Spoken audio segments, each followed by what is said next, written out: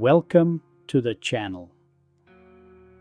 Unfortunately, a bad lens, not sharp wide open, a macro function that does not exist.